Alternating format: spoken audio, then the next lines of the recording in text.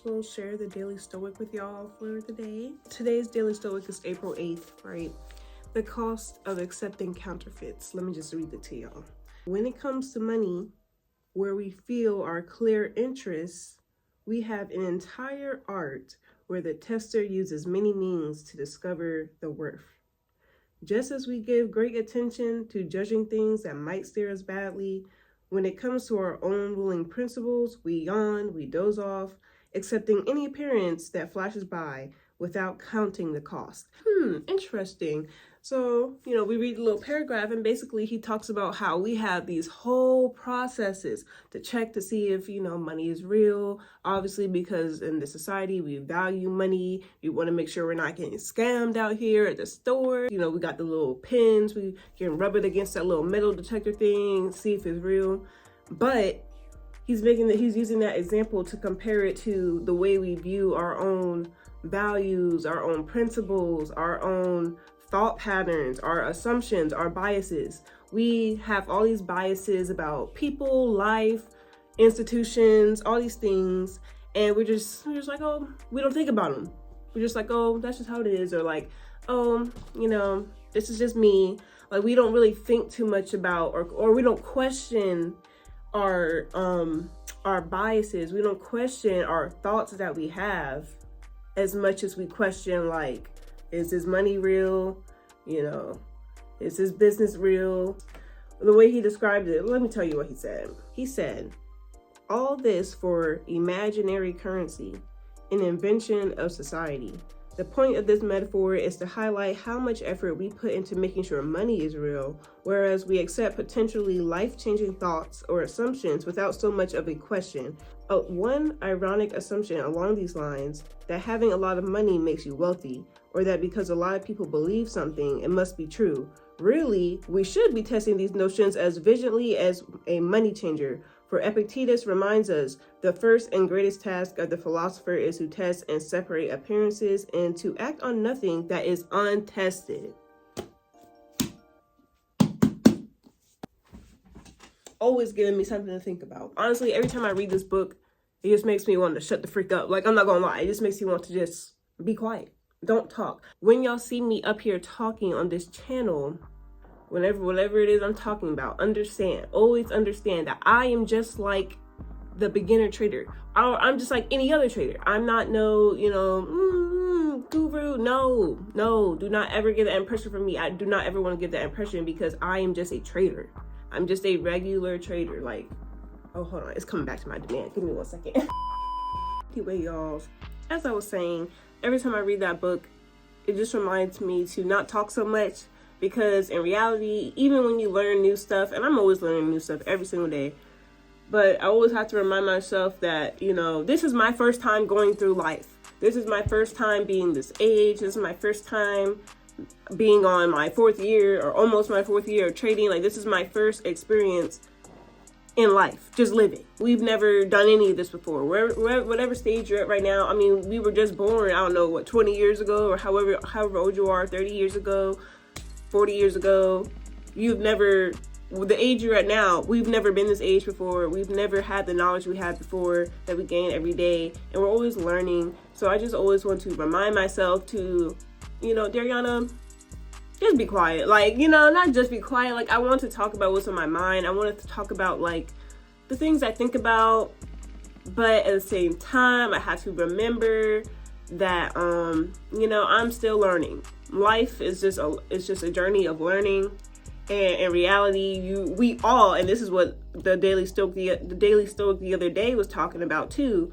I'm not going to read that one now, but it was another Daily Stoic a couple days ago that was saying we think we're the smartest people on the dang earth, and we do. Like, we really, really do. Even if we're at the very, very top of our game, like, we killing it.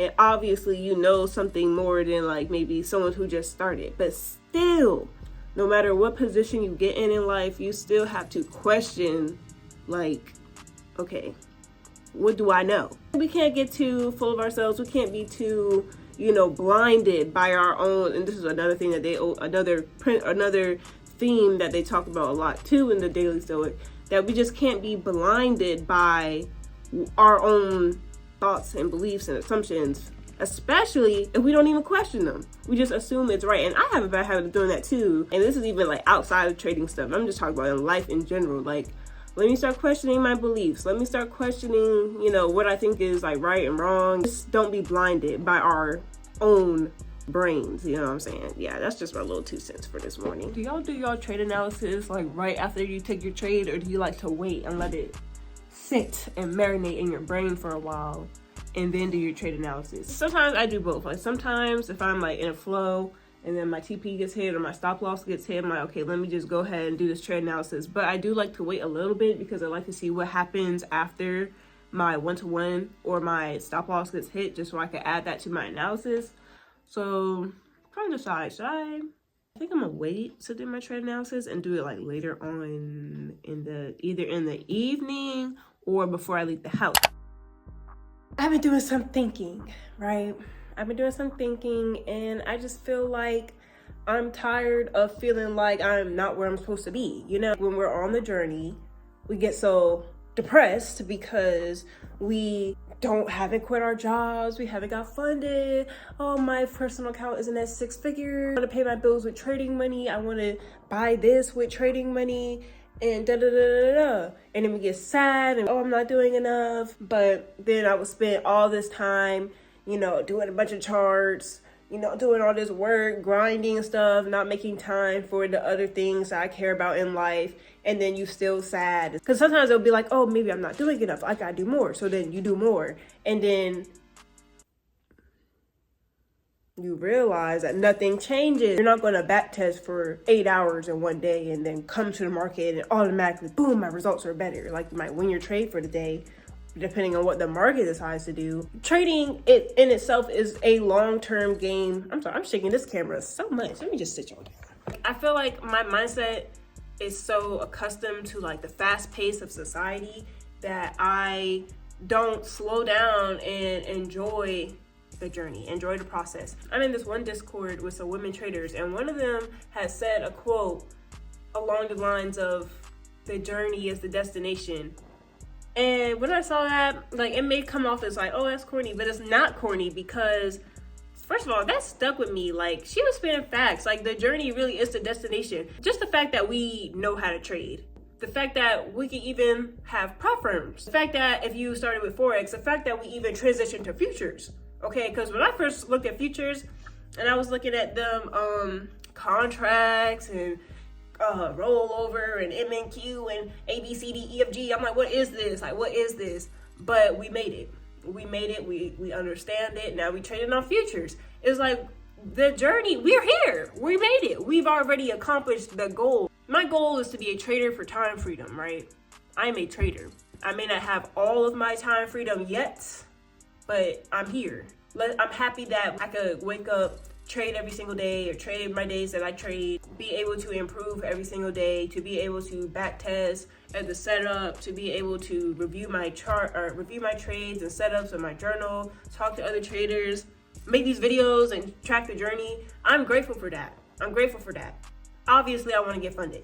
Obviously, I want a 6-figure personal account. But that's coming. That's coming. I'm right there. Like, we on the path. Can I just be satisfied that I'm here? Can I just be satisfied that I'm on the journey? I'm on God's time. Let me not rush it. Let me be satisfied with what's in front of me. Let me focus in on the small things, the little stuff that we don't pay attention to. We always focus on these big, lavish things that we don't have. What about what we do have? That's why I'm about to go spend time with my person and, value my time with him and eat this good ramen that we about to go eat.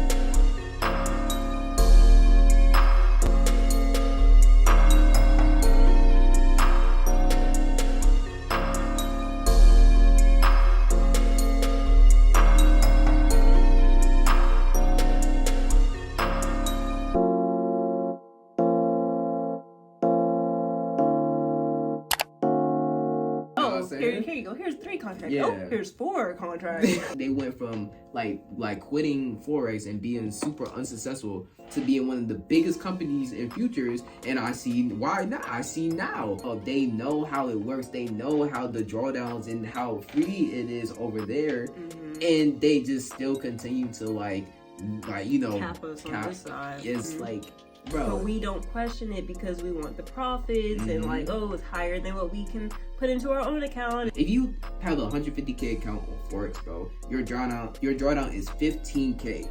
15K. That's basically a $15,000 personal account. That's not the same as futures, bro. Oh, Charles D texted us back. Oh, perfect timing. What happened? What happened, y'all? I guess where I last left off was I was, with my partner, and we were just talking about trading stuff, and next thing I knew, it was just time to go to bed. Y'all, I didn't even really get to like vlog the stuff I really wanted to do, which we were supposed to have fun. If your people are on the same wavelength as you, then when y'all get together, y'all supposed to be chilling, having fun, and then y'all start talking about work, making money, or trading, or whatever. But it's good. It was a great conversation. But yeah, that's where we left off. I usually do not vlog because, y'all, I do the same thing every day, which is work. I traded this morning. It didn't take no setup because I didn't see one that I liked. I'm gonna look and see what's going on in the afternoon session. I got to study some stuff, film, which I'm doing now, and clean up. I guess y'all just gonna watch me backtest and trade if I take a setup in the afternoon session. Maybe this will be a talking video, or maybe this is just a normal regular day in the journey. Like maybe I don't know. I can't decorate this for y'all. Like, I'm sorry. Like, this really how it be. Like, if you really on your journey, like you really don't do anything but sit at the dang desk and look at charts. Like, y'all, this is just the reality. Like, oh my gosh, this is really the reality, and it's not exciting, it's not beautiful, it's not really entertaining. Like I'm so sorry, y'all. But I hope I don't have to scrap this whole video because it's so boring. But yeah, I guess y'all can just watch me do like some trading work and stuff. Like, this is literally what I got to do anyway. I might as well, since I'm just going to be sitting here doing work, I might as well show y'all what happened in my morning session today and what I was looking at. As the first thing I had marked up was this demand here. This would have been an ideal setup because we had broken structure and we were going away for the 200. Most likely going to take this trade. But I did have to acknowledge that we were kind of at this resistance area here. Even on the 1 hour, taking a buy on the 5 minute would have been counter trend on the higher time frame. So I also had to take that into consideration. I was kind of cautious about that. Like, okay, if I do take this setup, it would have to be very beautiful looking to be taking a buy at resistance. 9:30 happened. So you see how it was coming back to the zone. I was like, okay, I don't like how this looks. When it tapped the zone, right? This is my main reason why I didn't want to get in. When it tapped the zone, it took off. It was gone. And you definitely could have got in aggressive. I know some people like may just get in as soon as it like taps the zone, like somewhere in that area. And that was beautiful if you enter that way. But personally, I don't enter that way. I always like wait for some type of break of the next candle.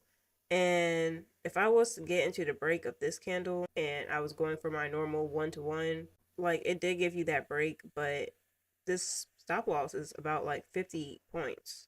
And that's just a little bit too large for me. And we were at a resistance. So I didn't even think, it could have, because the market don't got to do anything. The market could do whatever it want to do.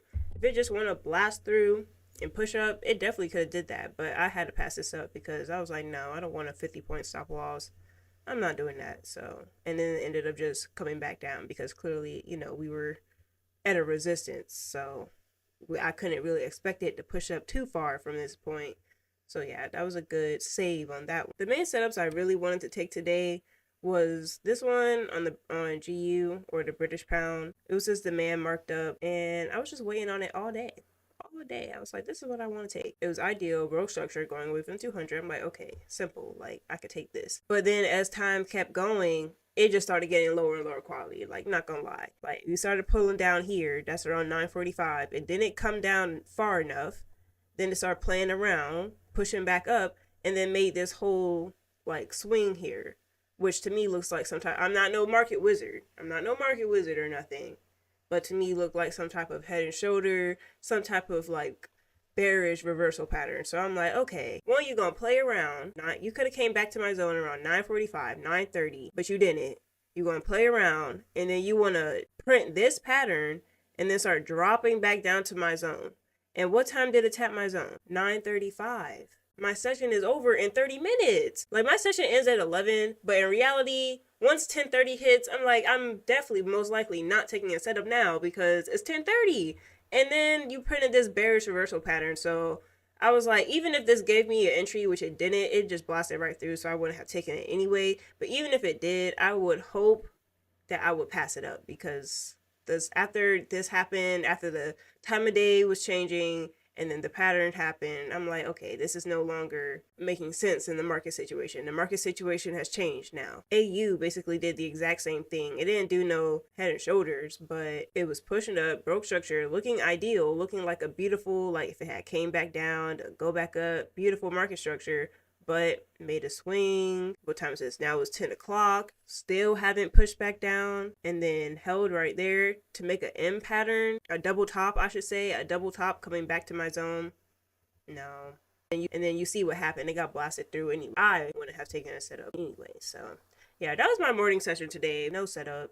No trade, following your rules and being disciplined for what you actually want to take and not just jumping into setups just because they're there is definitely beneficial. That was what I saw in my morning session. Right now, I'm gonna see if there's gonna be another setup. I'm also going to journal this trade that I did not take. I like to see all the setups that happened throughout the week, so I'm gonna journal that in the little missed trade section. Then I'm gonna do my back testing.